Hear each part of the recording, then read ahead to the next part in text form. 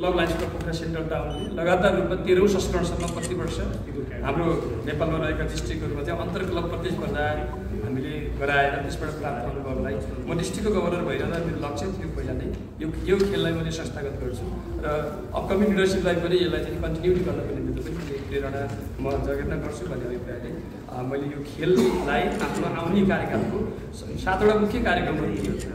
एउटा मुख्य क्लब चाहिँ signature project, digital district, quiz contest लगायतमा यो अन्तर्राष्ट्रिय स्तरको भलिबल प्रतियोगिता गराउने भने जुलाई 1बाट सुरु एक्टिभिटीहरू मैले स्कुलिङमै हाम्रो लिडरहरू यहीँ हुनुहुन्छ मैले एउटा मुख्य कार्यक्रम रूपमा चाहिँ लिएको र त्यसमा चाहिँ जहाँसम्म महिला टिम पुरुष टिम भन्ने टिममा केही मिलाएको थिएन सर र साथीहरू त्यति बेला हामीले होमवर्क गर्दै जाँदा यो पहिलो संस्करण हो र बाहिरबाट ल्याउने र भित्र बाहिरबाट टिमहरूमा चाहिँ अहिले हाललाई पहिलो संस्करणमा चाहिँ पुरुषबाट सुरु गरौँ र क्रमशः लाइन्स अन्तर्राष्ट्रियमा पनि 1917मा चाहिँ यो पुरुषले मात्रै मेम्बरसिप लिने थियो।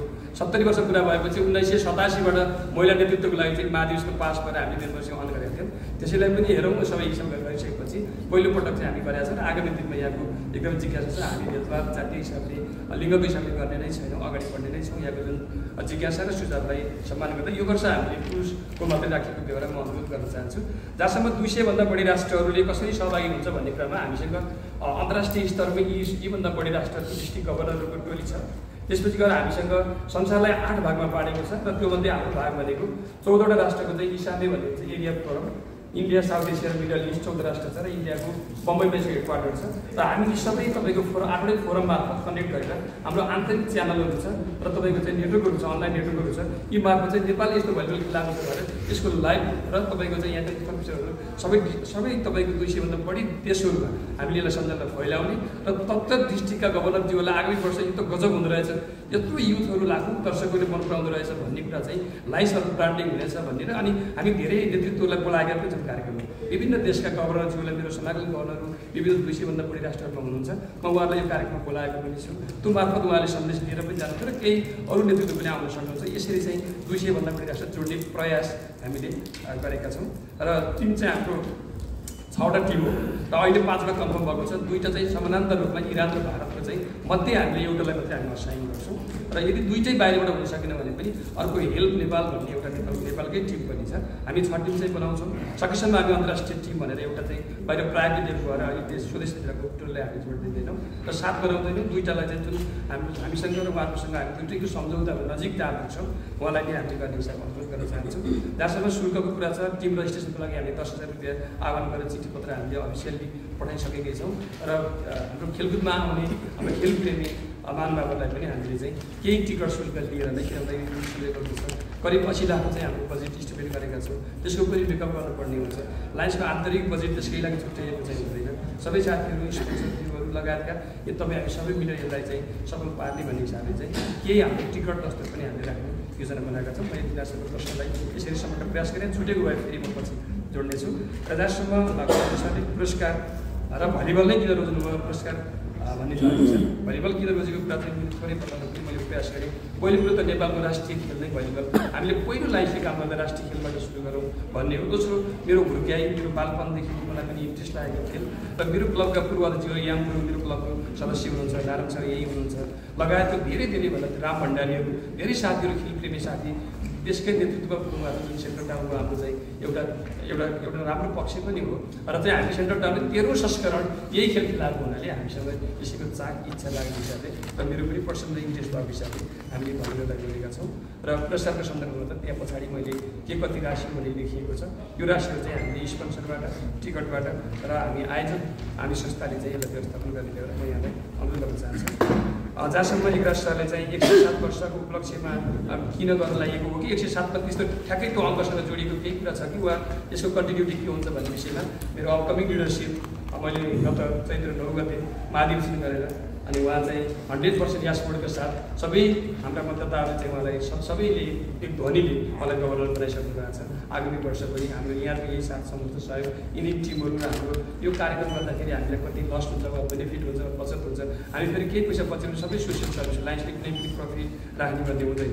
अब नपुगे हामी साथीभाइ उठाएर कुरा गर्छौँ, बाँकी रह्यो भने सोसियल सर्भिस लगाउनु म धन्यवाद सरले यो कार्य हेरिकन हामी फेरि अर्को वर्ष पनि फेरि मैले पहल गर्ने कन्टिन्यू चाहिँ हामीले अगाडि बढाएको छ। 107 अङ्कमा ठ्याक्कै केही पर्या भने खालि म गभर्नर भएको बेला मैले सुरु गर्न खोजेको हो। अहिले चाहिँ 107औं वर्ष छ भन्ने अङ्कमा चाहिँ यहाँहरू प्लिज पनि प्रस्तुत गर्न मैले चाहेँ। र रमेश सर र विशेष गरी देशमा कति फरक कुरा छ। रमेश सरले कुरा के राख्नु भने यो पृष्ठभूमिमा अघिल्लो पेजमा यहाँ 50 करोड केही करोडहरू आएको छ। यो कहाँ कसरी यो स्रोत आयो भन्ने सर कुरा हो यो जुन अङ्कहरू हामी माथि दिएका छौँ, एउटा रुबेलाको 24 करोड, अनि हाम्रो 2072 सालको महाभूकम्पमा हामीले करिब 50 करोड बराबरको 18वटा विद्यालय निर्माण गरेर, जुन उदाहरणको लागि हाम्रो काशी जिल्लाकै सिग्लेसमा स्थित रहेको अन्नपूर्ण माध्यमिक विद्यालय छ, मेघदीपमा 2टा विद्यालय छ, तनहुको छिर्कनीमा एउटा विद्यालय छ, गरीब तपाईँको धादिङमा विद्यालयहरू छन्, तपाईँको पूर्व पश्चिम गरी 18 स्कुल बन्यो, त्यसको लागि 50 करोड खर्च भयो।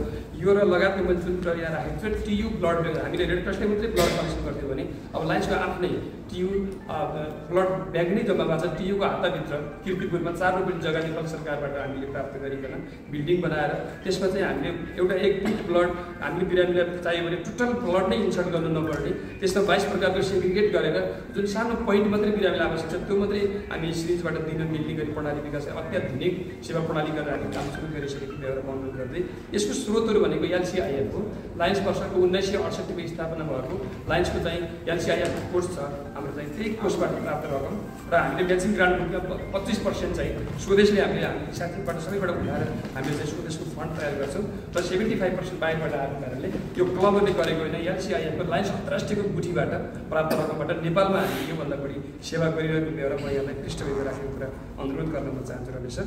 त्यसै गरी दिनेश सरले एकदमै खेलप्रेमी मेरो ज्ञानको साथी पनि उहाँ हुनुहुन्छ, यहाँले चाहिँ तपाईँलाई पनि जोड्नु भएको आभार व्यक्त गर्न चाहन्छु र उहाँले जुन इच्छा गर्नुभएको छ त्यत्रो खर्च चाहिँ स्कुलमा सबै ठाउँमा हुँदा किन खेललाई ज्ञान मार्फत विभिन्न वेब तपाईँको डिजाइनिङ कम्पिटिसन, विभिन्न AI को कम्पिटिसनहरू पनि लायन्सले गर्दै हुन्थ्यो, शुभेच्छा प्रकट गर्नुभएको छ। हामीले प्रयत्न त गरिरहेकै छौँ। लायन्सले सामान्यतया पूर्वाधार निर्माण या अन्य कुरामा काम गर्दैन, यसले चाहिँ आपद विपद र मानवीय सेवालाई सपोर्ट गर्ने संस्था भएको हिसाबले हामीले विद्यालयमा चाहिँ जुन भग्नावशेष भएका र बच्चाहरू स्कुलै जान नसकेको परिप्रेक्ष्यमा स्कुललाई भनेर गरेको ब्लडको पनि त्यो स्वास्थ्यसँग जोडिएको हुनाले खेलकुदलाई चाहिँ अब हामीले प्रयास सुरु गरेका छौँ। यसलाई ठुक्कै बजेट LCIबाट वियोजित चाहिँ हुँदैन। अहिलेको खेल पनि हामीले लोकली र स्पोन्सरबाट हामीले गर्न लागेको हुनाले यहाँको जुन सुरक्षा छ ज्ञानसँग जोडेर वा आइटीसँग रिलेटेड वा अरू त्यस्ता थुप्रै खेलसँग लायन्सले चाहिँ अब सुरु गर्यो, यो वर्षबाट सुरु गर्यो। पक्का पनि यहाँको सदिक्षा प्रकट गर्दै आउनुभएको छ, त्यसलाई पनि हामीले अगाडि बढाउने प्रेरणा गर्दै अरू केही साथीहरू रह्यो भने पनि फेरि हामी अनलाइन अफलाइन टेलिफोनबाट हाम्रो वेबसाइटसहित म जोड्न चाहन्छु र केही छुटेको भए मलाई चाहिँ सम्झाइदिनु हुन्छ। यसमा चाहिँ टिकटिङको कुरा त हजुरले गरि पनि हाल्नु मैले टिकट दर कति हुन्छ त्यो चाहिँ भनिदिनु पऱ्यो र पहिलोचोटि गर्दै हुनुहुन्छ तपाईँहरूसँग ब्याकअपको रूपमा टाइगर कप आयोजना गर्नुभएको साथीहरू पनि भएको हुनाले पनि सहज होला। कति दर्शक कसरी ल्याउने योजना पनि बनाउनु भएको छ त्यो बारेमा थ्याङ्क यू सो मच हजुर। हामी टिकटलाई चाहिँ अहिले हामी 300बाट प्रारम्भिक सुरु गरेर फाइनल गेममा चाहिँ अब यसलाई अलिकति गेमको चार्मिङ हेरिकन दर्शकको भिडबाट किन हामीले इन्डोर गर्दैछौँ। अब ओपन गरेको भए जतिको धेरै आवश्यक थियो, खर्च पनि करिब 2200 चाहिँ हामी इन्टरनेट सिटिङ गरेर चाहिँ सुरु गरेको थियौँ र एउटा खुसीको कुरा म यहाँले सेयर गर्न चाहन्छु। यसै सिलसिलामा हामीले हलमा माथि बत्ती तलको तपाईँको चाहिँ पार्किङको पनि प्रब्लम रहेछ र हामी सबै टोली विशेष गरी यही संस्थाले पनि पहल गरेर हामीसँग जिल्ला प्रदेश पनि छ र राष्ट्रिय परिषदले टिकटको टेन्डर गरेको छ। यसैलाई लगानी काम पनि यसै खेललाई पनि सहयोग छ भन्ने हामीलाई अनुमान भएको छ। त्यहाँसम्म भित्र थोरै लगाएर टिकट 300बाट हामी सुरु गर्छौँ र माथि चाहिँ अब फेरि हाम्रो पुरो टिम छ, विशेष गरी यसको नारायणसा लगाएको हाम्रो टिम हुन्छ, उहाँसँग सुधारले अगाडि बढ्दैछौँ र अरू सर के जोड्नु भएको थियो दर्शकहरूको दर्शक चाहिँ हामीसँग 140वटा यही डिस्ट्रिक्टको क्लब छ। यो त हाम्रो 350 यामको मात्रै नभएर नेपालको मात्रै नभएर सबै देशै विभिन्न देशहरूको पनि यो साझा खेल भएको कारणले हामी पहिलो हाम्रो चाहिँ प्रायोरिटी चाहिँ लायन्सको साथीहरूले प्रत्येक क्लबका सदस्यहरूलाई चाहिँ हामीले यसमा कुनै रुटिन मिलाएर यसमा ल्याउने पहिलो हाम्रो प्रायोरिटी छ। र फेरि हामीलाई यो यहाँ भनौँ यो स्वीकृति पाउनलाई मलाई 6 महिना लागेको। लायन्सले किन खेलाउने, तपाईँ गर्न बाबुलाई किन खेल्ने, यसमा धेरै कुराहरू छ। पुरस्कार दिनु भएन भने भोलि के गर्ने, त्यसको ढ्यारोटी के हो, धेरै कुराहरू हुँदो रहेछ। 6 महिनामा मेरो धेरै उहाँले अन्तर्गत लिएपछि क्रस गर्दै गएपछि मलाई यसले सक्छ होला भन्ने ठानेर बल्ल स्वीकृति दिनुभएको छ। त्यो स्वीकृति भन्नु बित्तिकै के कुरा हुँदो रहेछ भने को ल्याउने के ल्याउने उहाँहरूको त्यो सबै च्यानल उहाँले प्रयोग गर्दो रहेछ, हामीले कस्ट दिइदिने हो।